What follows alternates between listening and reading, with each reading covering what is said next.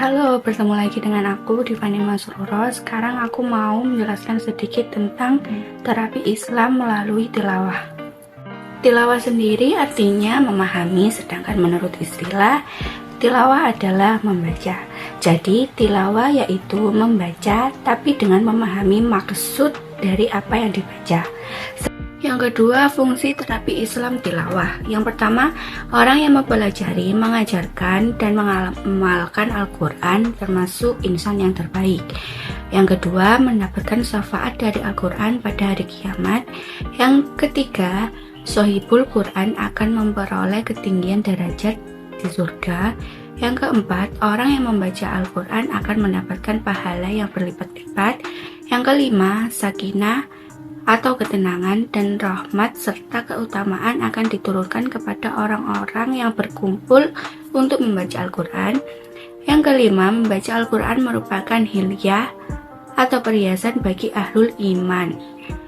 Dan yang ketujuh, orang yang berhak menjadi imam sholat adalah orang yang paling banyak hafalan Al-Quran dan luas pengetahuannya terhadap ilmu-ilmu Al-Quran.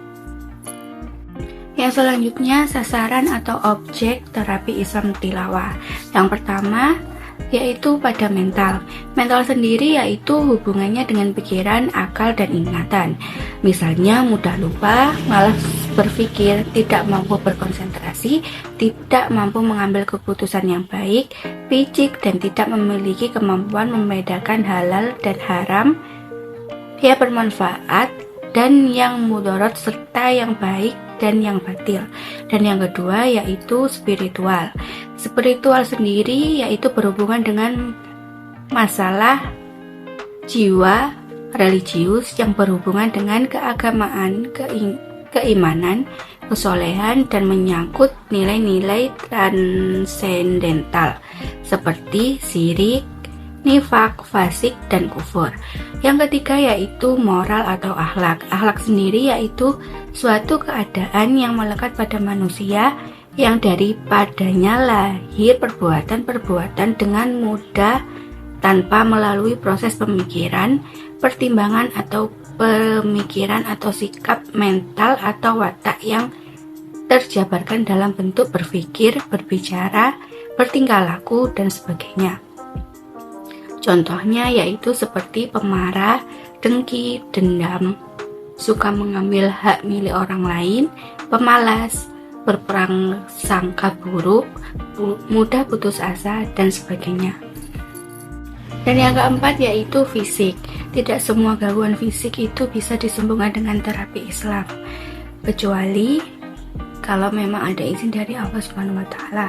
Akan tetapi ada kalanya sering dilakukan secara kombinasi dengan terapi medis seperti lumpuh, penyakit jantung, liver, buta, dan sebagainya. Terapi fisik yang paling berat dilakukan oleh terapi Islam apabila penyakit tersebut disebabkan karena dosa-dosa yang telah dilakukan oleh seseorang seperti wajah dan kulit tampak hitam, luka, bahkan lebih kotor lagi seperti penyakit kulit.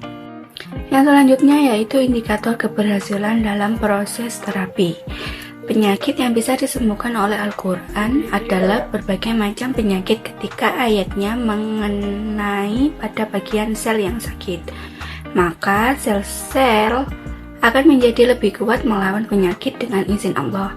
Bisa dikatakan bahwa Al-Quran sendiri mengandung obat segala penyakit, baik penyakit psikologi maupun penyakit biologis, sihir, gangguan jiwa, maupun penyakit lainnya, karena keyakinan yang benar separuh dari penyakit.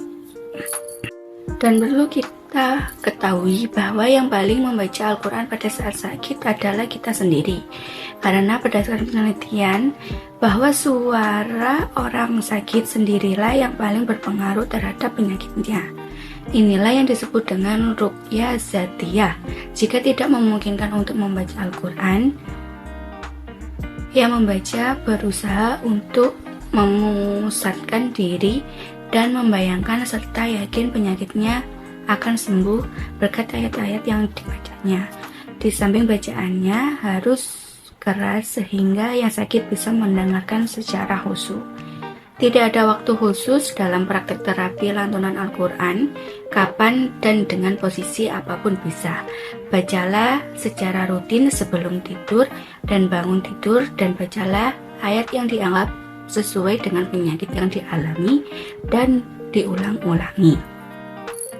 Dalam praktek terapi juga sebaiknya dan dianjurkan untuk seseorang yang sedang terkena penyakit dengan membaca dan mendengarkan lantunan ayat Al-Quran untuk mengenal makna ayat-ayat Al-Quran agar pengobatan lebih efektif. Maka dengarkanlah lantunan ayat Al-Quran pengantar tidur sehingga yang sakit tertidur. Biarlah lantunan ayat tersebut dibunyikan untuk menemani tidurnya, karena otak tetap bekerja dan merespon terhadap suara Al-Quran meskipun kita itu tertidur. Sekian penjelasan dari aku, kurang lebihnya mohon maaf. Wassalamualaikum warahmatullahi wabarakatuh.